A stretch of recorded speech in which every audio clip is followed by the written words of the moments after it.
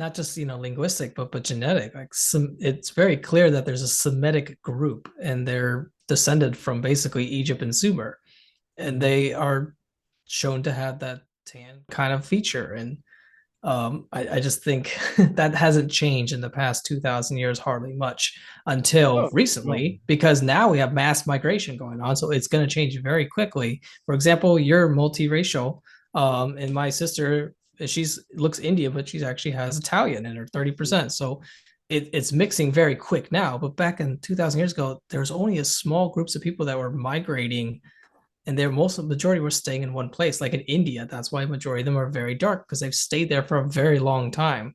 yeah. But there's people coming in and some coming out, but the migration waves are not as massive as they are in the colonial periods.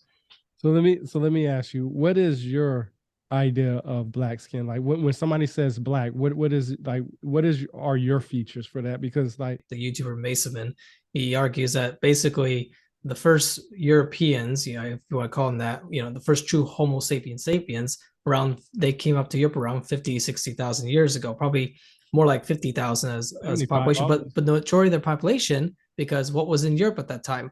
Giant glaciers. So the Right. majority of them stayed near the Mediterranean.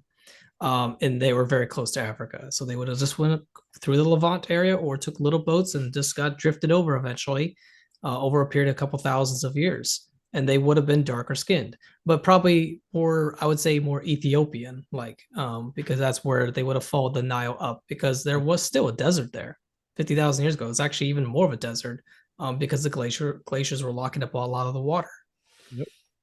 So Another that's the look. idea that basically, yeah, I would say Ethiopians and Anatolians, they found the oasis, the largest oasis in the Middle East, and that was the Nile Delta Valley.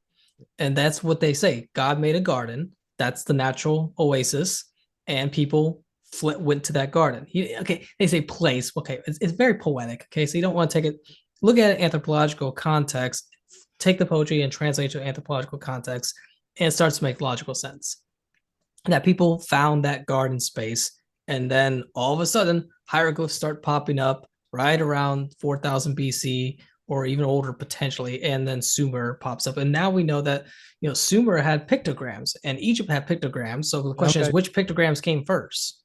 Well, see, and because you consider hieroglyphs as pictographs, right? As a pictographic Technically script. they are, yeah, Exactly. they're So very advanced ones, so they could be exactly. later. Exactly. So when you look at these pictographs from ancient Sumer, like I said, I just did. Oh damn! I left the book over. I I do just have a ran. slide. I do have some pictograms to show. I can Man, share it if you you know want. what? Let me show you. Yeah, do that. I have a few And slides, just three. the They're saying the pictographs. archaic cuneiform could go back to 2500. There's definitely a transitional link between pure pictogram stick figures, which was not done with. It could have been as simple as someone Yep. drawing on a stick on some clay and then drawing, but not using the tip where it has a bent angle to make that cuneiform look, that wedge look. And there was definitely a transition right around 2500 BC, or maybe a little older. And the question is, You know what that did time their frame is? pictograms come from Egyptian hieroglyphs or vice versa? Between 3500 and 2500, there's a very clear switch from the type of pencil, I guess you want to call it, or stick, and how their Stylus. strokes were, because the strokes here are very primitive, kind of simple stick figures, but then they resort to a very standardized system, and it's very sudden.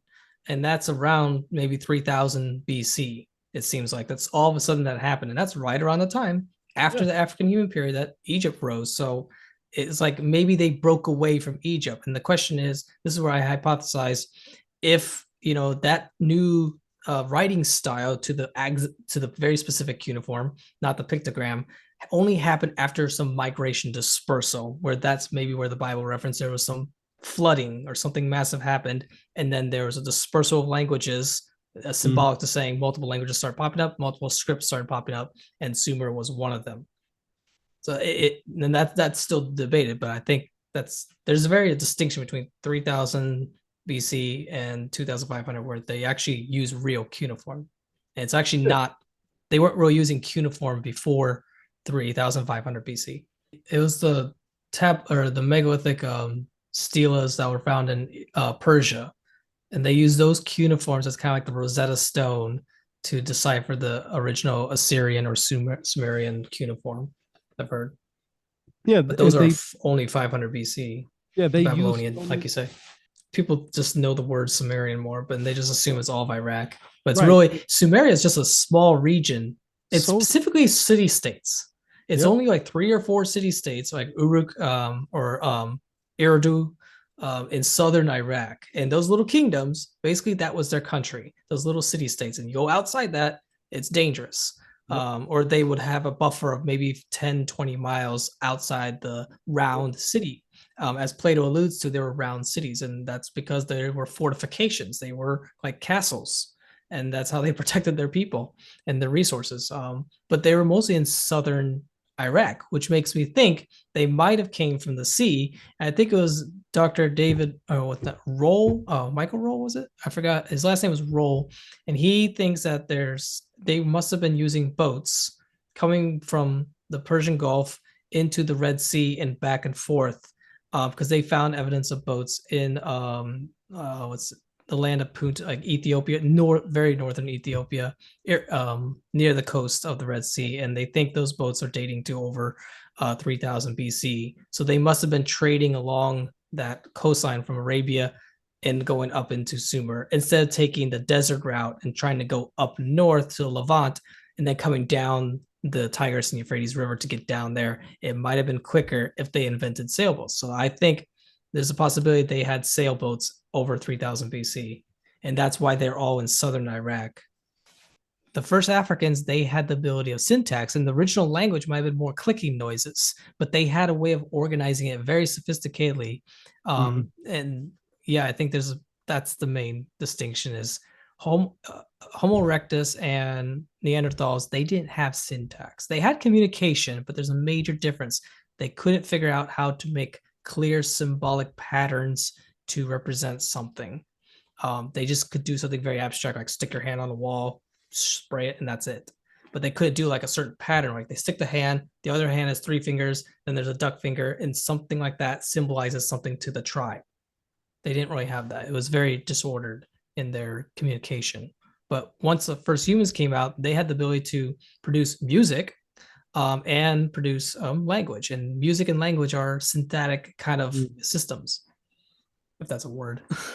No, no, I get what you're saying, but that's why I come. That's why I always want to know the origins, because even reading the forbidden knowledge or forbidden archaeology book that I had, I can't remember who was it, So Richard. forbidden about it. What? Aliens?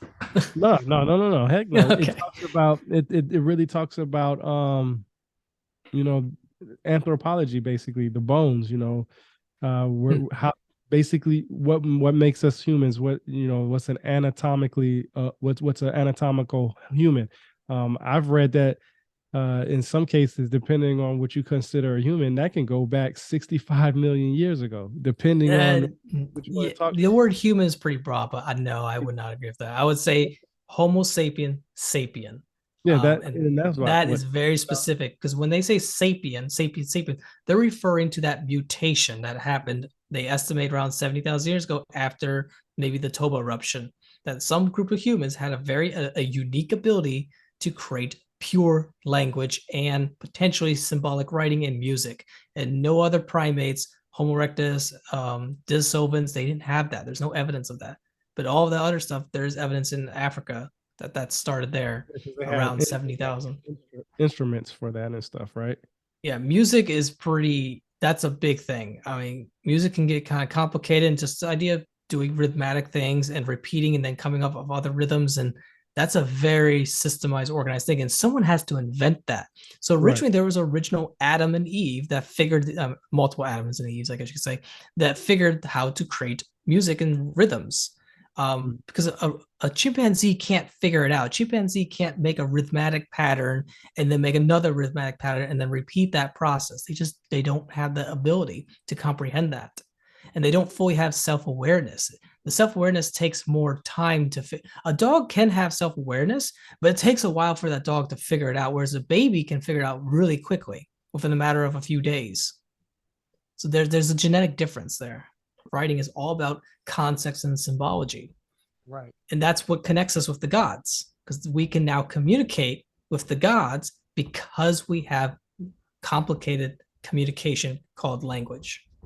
Oh, I was just gonna say that's kind of why I put the dragon symbol here. Like this animal right here is a little dragon armadillo lizard, they call it, or a dragon lizard in Africa. Mm-hmm. So it makes you wonder that when the Egyptians, they connected motifs of snakes and lizards, and they created this idea of the dragon in Mesopotamia, specifically, I would say. And somehow that got all the way over to China. So it makes you wonder, is the origins of the dragon can tell us the origins of civilization? Well, I would say, yeah, it's a big symbolic animal to depict, mythological animal to depict, represent supernatural entities, but doesn't literally mean there's a physical dragon. But there are animals out there that have these characteristics that inspire people. And it's possible the Egyptians and Sumerians found this lizard and they're like, hey, let's use this animal as an iconography to represent gods. Yeah. Well, who do you think was the first to represent a god? Like, what do you think was the first representation?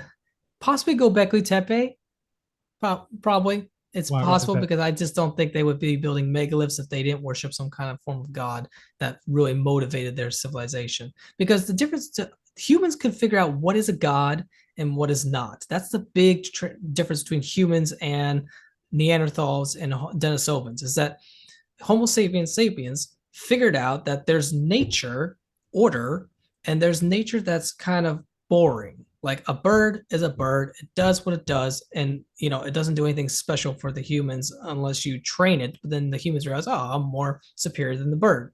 But when humans start, when the hunter gatherers are in Turkey, and they all of a sudden they're in their little huts, and then their cup moves on them, and they're like, well, did that cup just move? Okay, they can perceive that's not normal.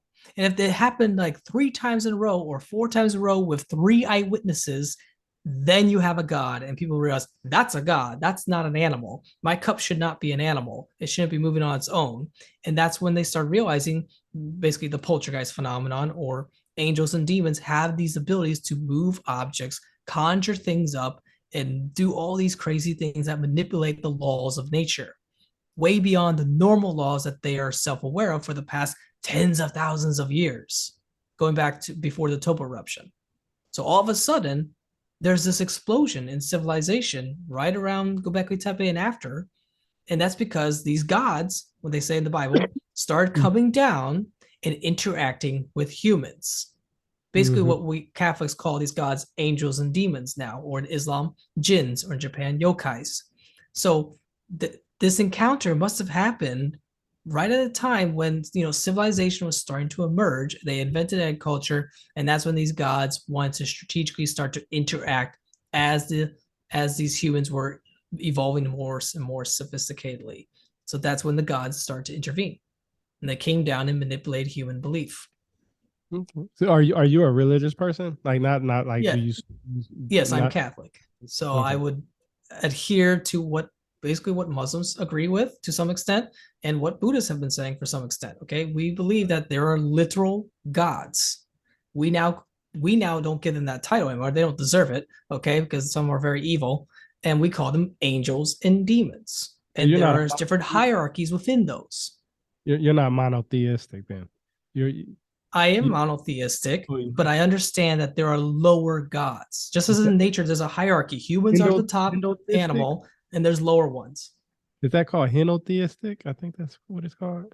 Heno. No, we're definitely monotheistic, Okay. but we understand that there are supernatural creatures that are lower. For example, the difference would be God may have the big God may have the ability to teleport the moon away and completely destroy our planet by teleporting the moon away.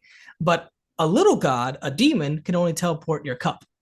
Okay. That's the difference. It's the scale of their ability. For example, certain demons that we understand, they can produce a werewolf or a Bigfoot, but they only could do it in limited time and space. They can't produce a Bigfoot and it will be in nature for years on end. They only can do it for like 5 minutes or less, or 30 seconds, and then they poof out. And that's what the Native Americans say.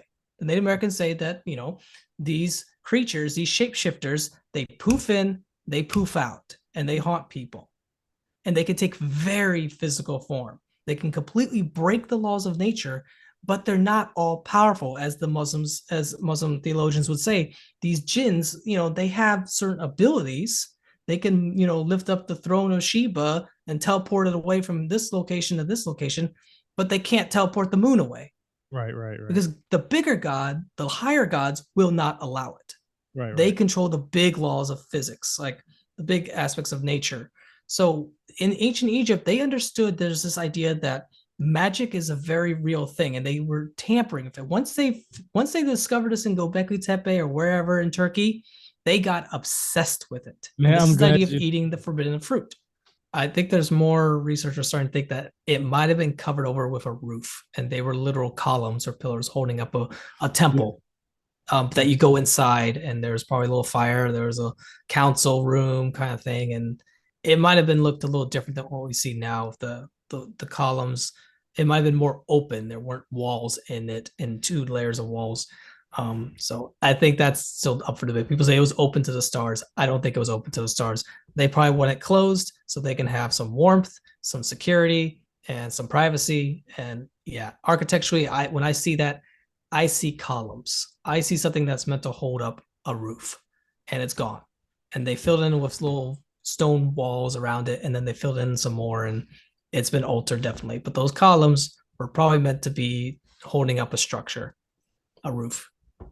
Turkey back then probably still didn't have much rain because that was during the end of the ice age, and it was still relatively dry, except for it would have been that Mediterranean climate didn't change too much, but it would have been colder, so they would have wanted some form of shelter. Turkey is a lot warmer now than it was back in the ice age, so it would have had more conifer trees in the area. So yeah, there's definitely more forest, I would say, not deciduous, but probably conifer, maybe a mix of deciduous in the northern regions of Turkey. But yeah, I bet it had to been enclosed, because they were probably scared about animals. There were probably animals out there, wolves and things they need to protect. So I think the depictions on the stones are symbolic depictions of gods. I definitely think they're representations of early depictions of gods, and they always use animals to describe gods because animals, if it has wings, hey, that means this god can fly. If it mhm. has sharp teeth, that means this god's very evil or angry. Um, they use motif characteristics. It doesn't literally mean that the bird got the was some kind of bird on the motif, and then they holding up the sun. It doesn't mean that it was a literal bird god. It's symbolic. And that's where it goes back to the idea of whole language. If we can make language completely symbolic with syntax, then the origins of religion is born from symbolic pictograms. Mhm. Yeah, and that's I agree with that too. When I looked up the word henotheism a while ago, I always How do you got the say it? impression Heno? heno heno henotheism or I've never henothe, heard that. Huh. and I looked it up So I a must while. not be one. No, no, and this is why I wanted to ask you. According to Merriam-Webster, though, it says the worship of one God without denying the existence of other gods. Other gods. Yes. I guess that's what Catholics sort of are. Yes, we accept that there are angels and demons. We call them in ancient times, those were gods, but we don't give them the full title as the big God because we realize, The based off, Almighty God. yeah, we realize that they can do creepy things and haunt people, make things disappear, but they have limitations. And You- Muslims have noticed this. They said jinns have limitations. We've seen case after case after case that someone claims to have a haunting. It's very limited haunting. It's not like their whole house is being teleported. No, it's maybe their body, maybe an object or two, but isn't causing pure chaos. right, Because the right. big god, Amun Ra, the Aten, is trying to create complete order out of the chaos of other angels and demons. They Well, are subservient. They cannot break. They have a nature too. They're not all powerful, and that's what we in the ancient times they used to believe they were all powerful. We have to appease the gods. We have to commit human sacrifice in case they haunt me at night or kill the king or something like that. So or they won't give us rain. So we have to commit human sacrifice. But they didn't realize that these gods they don't need human sacrifice. They want human sacrifice. The demons want human sacrifice just for the sake of killing humans and eating their soul. Mhm. and then they gain power in hell, I guess, some idea like that. But this is told in even in Hinduism to some extent, that there are demonic entities out there, and they feed off of people's emotions, their And energy. ignorance, their curiosity, and all that. And this is very universal. It's not just a Catholic thing. Yep. No, and you know it's crazy you say that because um I grew up Catholic too. And because of my Yeah. religious background is the reason why I'm on this journey that I am. And though I talked to you about Jeff Benner before, the guy the Hebrew the guy that translates the Hebrew Bible and stuff, and you know has his own schooling and stuff like that. Have you ever heard of the word or the name El Shaddai? I don't know if I'm saying it right, but it's No. ELSHADDAI. Okay, Sounds Arabic. okay. This is the is one of the names of the God of Israel, and it's conveniently Oh yeah, yeah, like Elohim, El translated Shaddai. Yeah, yeah. There's probably some connection. into More than one name, too. no, but there are more names, of course, but that's just one of them, and that's the one that's translated as the God Almighty or the Almighty God. And like we talked about henotheistic and henotheism, about the powerful Almighty God, and then the lesser Mhm. gods underneath them. And that's what I got from my research so far. There's this one almighty, strong, powerful That's God kind of. that's I just and noticed that in like the Nicene Creed, I think it is. We say in Catholics say, "From God to God, from true God to true God, begot not made, consubstantial with the Father." Kind of a mouthful there, but that's basically saying we believe there are multiple gods. That's yep, basically what they're saying. But there's a hierarchy. And we learned that hierarchy from Egypt. Egypt has a hierarchy of their gods. They somehow observed that not every god is equal. They're not all powerful. Some are really small, and all they could do is, like, for example, the little god I saw, or demon at my school, all it could do is teleport a little wooden ball. yeah, It wouldn't do any more because it seemed like it's intentionally either its powers were suppressed or it's intentionally hiding its powers, or it's a combination of both. And I think the ancients may have observed this over the thousands of years of messing around with trying to summon these gods to yeah, gain some form of power. And that's the idea of the summoning. I've actually done it once. It does work. It's freaky. Um, that's kind of the forbidden fruit. The original forbidden fruit is you're trying to ask these gods to give you power. yep. It all comes down, and that's what Hitler was trying to do. I mean, He's that's where saying, you get "Hey, the go learn what Madame Blavatsky was doing and Rasputin, all them. Find out how the hell I could summon angels so I can learn technical knowledge on how to make a hovering craft." Okay, the Nazis were trying to summon supernatural entities to gain them power, yep. and that was their downfall. Okay. But you got to put in these accounts, like these dates are pretty solid. For example, these are, I put these dates as the high margin of error dates. So this is the oldest we could put some of these artifacts, the oldest. For example, the ostrich egg. You might have heard about the ostrich egg. This is what that looks like right there, that Jimmy from Bright Oh, Insight talks about. you talking So about the the look, oldest hey, we can put that is 4000 BC. The youngest might hey, be 3000 BC. But this specific egg was put into a burial, into a okay. specific priest's mastaba. And it shows to me, I have to agree with Jimmy and Bright Insight, that this definitely looks like a pictograph depiction of a simple, very simple map. And those are three pyramids. What's interesting is this item right here that Mohammed Ibrahim pointed out. This was by Flinders Petrie's documentation of pottery. And this pottery right here dates about 3200 BC. And Okay. this shows two pyramids with something that symbolizes either the sun's rays or water around it. So kind of interesting. But now the thing is, you can have triangle motifs on pots, sure. The question is, was there an original triangle motif that was inspired by something? And I would think the pyramids would inspire triangle motif Yeah. designs on pots. And this is dating to around 3200 BC, the specific pottery, according to the Flinders Petrie's schedule of pottery he has. So yeah, that's putting that date. We got that date. What's another one? The Dixon relic. Okay, the oldest we could put the Dix. I'm sorry, where's the Dixon relic? The Dixon relic is around the oldest. Okay, not the youngest, but the oldest is around 3,341 BC. The same with the Menkaure pyramid. They did luminescence dating, and the luminescence dating, they dated the stupid part of the pyramid. They dated the smooth surface on the front of the casing stone, not the rough surface ones. They should have dated the rough surface, or they should have dated the limestone. But it was easier for luminescence dating to date granite, apparently. And they dated that, yeah, to right around 3,400 BC at the oldest. So this tells us that multiple things are telling us that the pyramids must be older than 3,000 BC, but they're not going back to the Younger Dryas. Okay, Man, there's just enough. they're not going to give you. They're not going to give you the time frame that goes anywhere either close to it or anything. They will keep it right at 3,500 BC, man.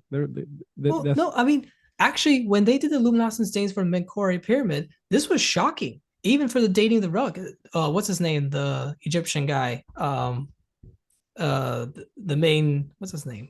The guy you don't like. was. Yeah, he didn't like these being dated. Okay, this was kind of disturbing because, and then, well, then the lady said, well, we could put a margin of error, could be younger. She wanted to kind of say, but she really, the lady that date this, the new Dixon rock that was found in the Great Pyramid, and it was refound in a museum, not museum, archive area in London. This Muslim lady, she dated it, and she said, yeah, this is dating to about 3,300 BC. That's that's the that's pretty old. That's older than the 2,500 that they're putting for the Great Pyramid. Mm-hmm. And then that ostrich egg is also putting dates back, and that's clearly showing 3 pyramids. But this one is showing 2 pyramids. So could there be a phase where not all the pyramids were built around the same time? That there was maybe 2 built, and then maybe a couple hundred years later, the next one was built. And that's possible. We also have to put in account that the theological consensus on the dating of things too. That they basically say that civilization seems to kind of start right around 5,000 BC or so. And guess what? The camel relief, they redated that camel relief with artifacts around it, and they're now putting that instead of 2,500 BC, they're putting that at 5,000 BC. This is a big camel relief that's in the a trade route path in Arabia between Egypt and southern Iraq, and that shows that they were doing big carvings pretty early on. And this was a camel route, apparently a trade route, and this was a strategic point. So there's also what was the other one? Pyramid. Oh, the dating for the mortar. People don't know this. Like people think that you can't date stone on the pyramids. Well, you can date the mortar. Yeah. And they've dated 46 samples, and so far the oldest that they've dated is 2,871 BC, and that's still older than the current consensus that Zahi Hawass wants to put out. So this is proof that yes, the pyramids is older, but probably not by thousands of years, but maybe 1 or 2,000 years. I think we have to kind of accept that now that there are independent researchers doing luminescence dating. The first time this technology can now date stone. Keep in mind there is kind of a big margin of error, and also the Dixon relic, which is dated older, and one researcher, this guy named Colonel Alexander, he wanted to believe that maybe Atlantis was destroyed by Halley's comet, and that the closest approach it came, they researched and found that that's around 4,015 BC. So possibly there was some impact, but I don't think you need an impact to necessarily destroy Atlantis. It could just be a big flood that happened on a river and completely wiped out the Nile Valley, and then they had to come back later. But I feel like this timeline fits to what the Native American timeline is saying. A lot of these dates, they're calibrated, so there could be a margin of error of 1,000 years at the most. It's still putting them around 3,500 BC. Right. And all of a sudden, these mountains just start popping up in Louisiana, and also the pyramid that's in Peru around 3,500 BC. So something happened. Some migration wave happened. They said that their pyramids in Peru are older than the ones in Giza. They're saying 3,500, I think, or 3,200 BC, which I think if these dates are right, then the pyramid in Giza might be older, or at least maybe not the pyramids, but there might have been some kind of Atlantean civilization of Egypt that could date to 4,000.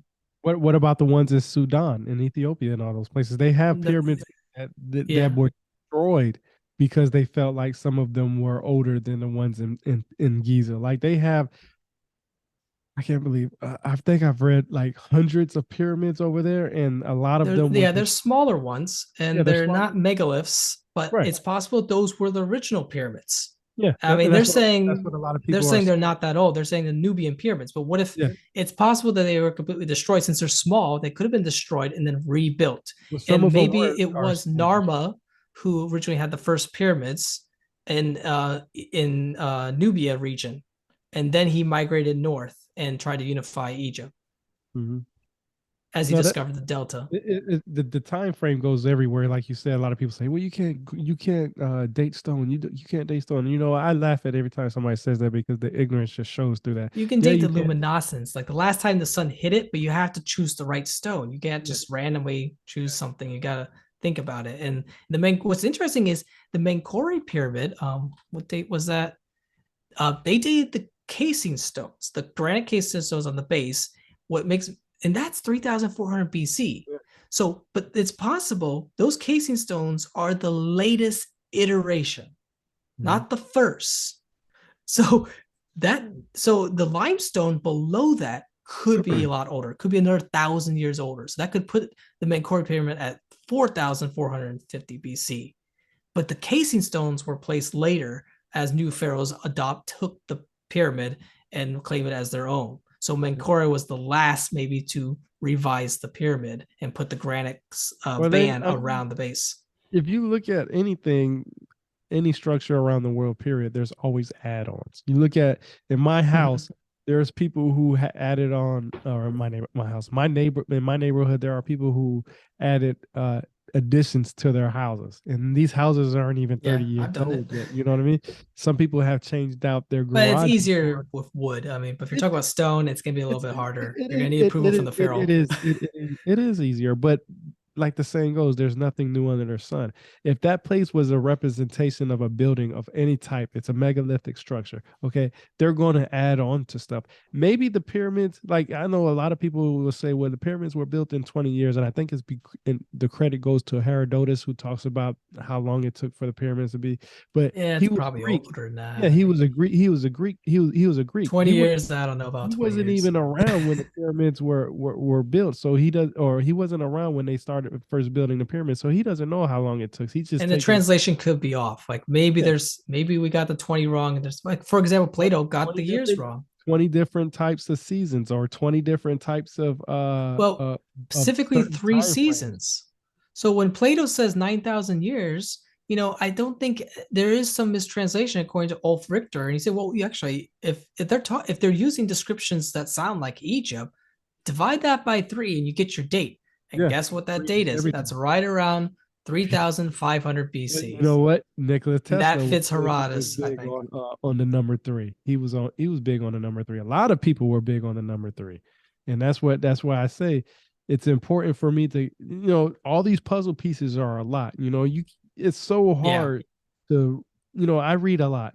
Just like you say, it's not about quality or quantity. It's about quality. A lot of people can read. Mhm. You can read 100 different books, but if that 100 different books is basically saying their source is one book, then you just basically read that one book because that's where they're Yeah. basing their You can information read on. all Robert Sepper's books, and he'll basically say that Ethiopians were white. Go to Zachariah Sitchin. Everything is freaking aliens. Everything is Yeah, aliens. I mean, but you've got he's proposing. Well, I respect Zachariah Sitchin because he's simply proposing a scenario hypothesis, and he's saying, "Well, what if this? Does evidence make sense? The logic sense? Is this correct?" That's all he was really doing. He I didn't would mean to. agree with you. I don't think he intended to be a big thing. It just exploded. And he's like, "Oh shit, No, I can make a I lot of money off of agree with this." you. I agree with you 100%. But when his niece published the Anunnaki Chronicles, and it said in there that when he was a little kid in Sunday school arguing with his teacher about who the Nephilim was, that told me right there and then when he was Oh, a so little from the kid, start, he used to believe that.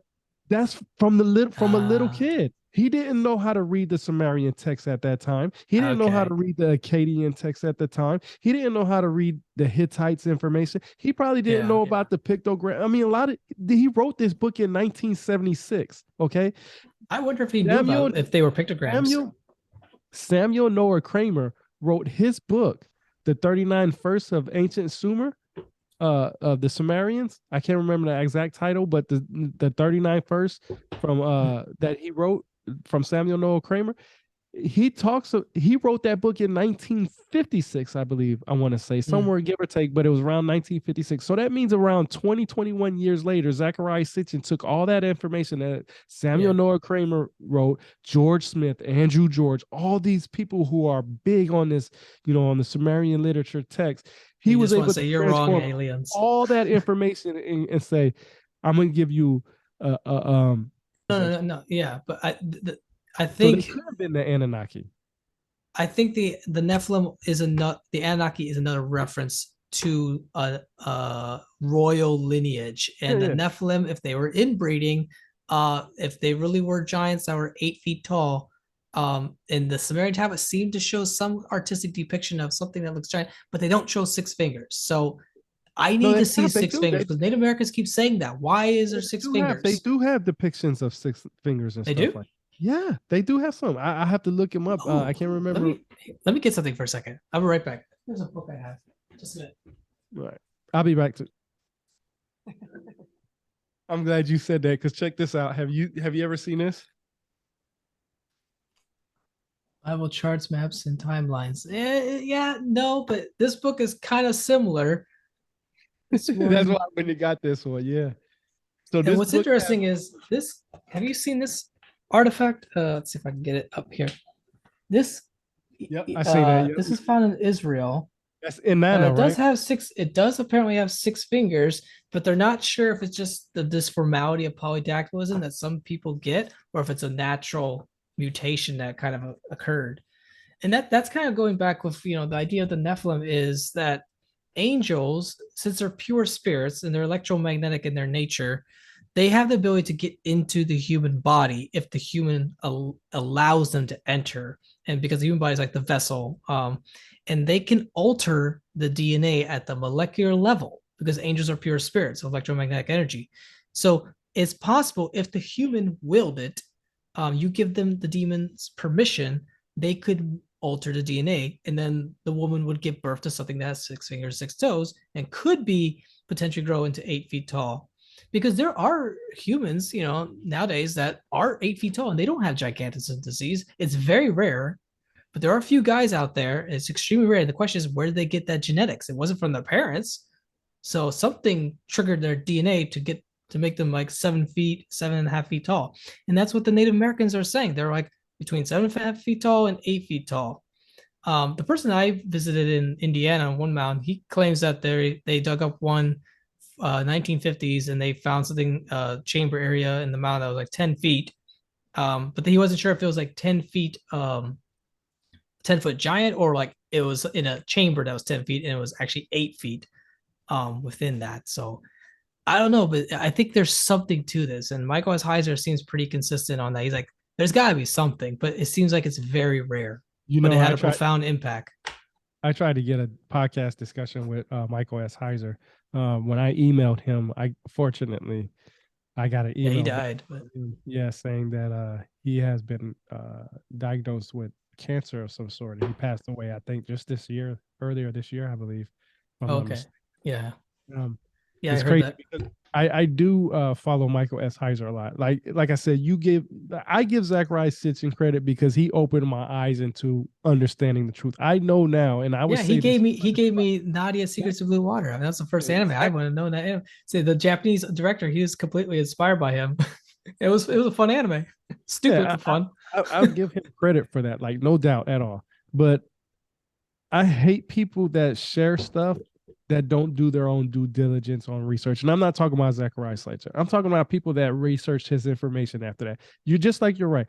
We don't know. They tend to believe it's like a historical thing, like he's a researcher. Like they facts, give him, they tell him, he wrote these books in 1976 all the way up to the early 2000s, I believe. I can't remember when was his last book that he wrote. But whenever I have a conversation with somebody about the Anunnaki and I tell them, hey, the Sumerians never considered these individuals physical beings. They were more, like you said, shapeshifters or spirits or whatever you want to call them, a ghost, whatever. Yeah. Unless this is where Michael S. Heiser thinks that Okay, it seems weird that Native Americans are saying that these giants were very real. Like they were eating, mating, warring, and like they were actually real hominids. Yeah. But they were cannibals, they were evil, and but they weren't like a so this is where we're not sure. Like this is where the CIA needs to declassify some things, and maybe in a couple of decades they just might. But I bet they have something. The question is, did angels possess human bodies? They were born from women, and now the angels are taking avatar bodies like Jesus did. Or are they the angels simply just mutated the DNA of normal humans and then created mutant humans? Well, first That's we what got I to think we might be doing with simply mutant humans, but it was a small minority.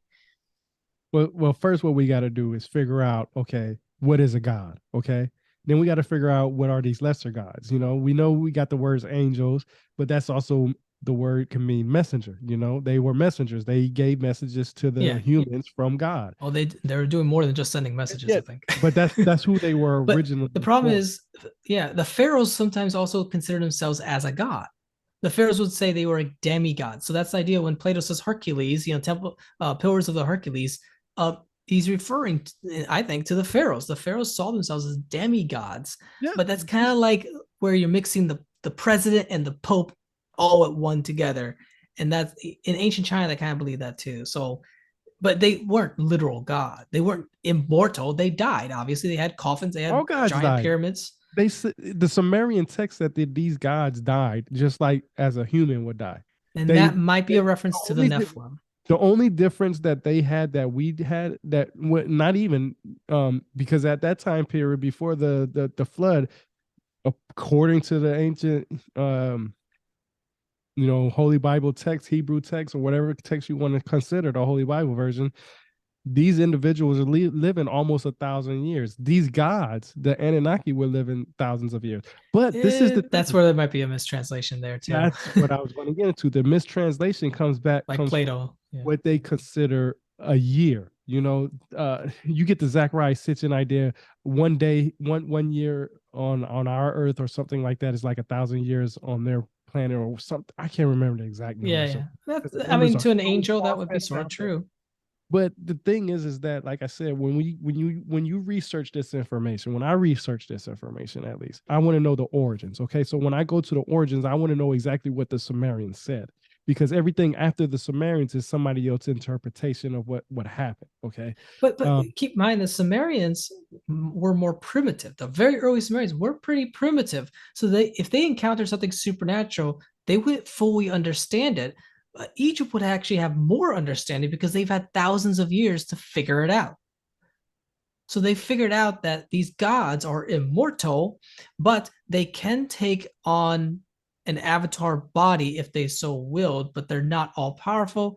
And they give these artistic depictions to describe their personality, like Anubis, yeah, animal dog head, yeah, and he represents this. crocodile They heads. have this specific task, and angels have certain specific tasks and abilities. And they've noticed that through some observation. It could be that maybe the pharaoh encountered a dark shadow in his room and he noticed the shadow could only do lift up small objects, or he noticed that it started to rain all of a sudden, maybe things like that. It's hard to say, but it seems pretty clear that the Egyptians really believed that they could tamper with summoning gods to do some kind of magic to gain power. Mhm. And that's the idea of the forbidden fruit. But it's very rare. I You know don't think what? it's a common thing. The average pharaoh probably did not encounter these gods. Literally, they start to think themselves as gods, and that's where they're worshiping themselves in some sense. But they weren't gods. But they wanted their people to believe they were gods. The Mayans resorted to that.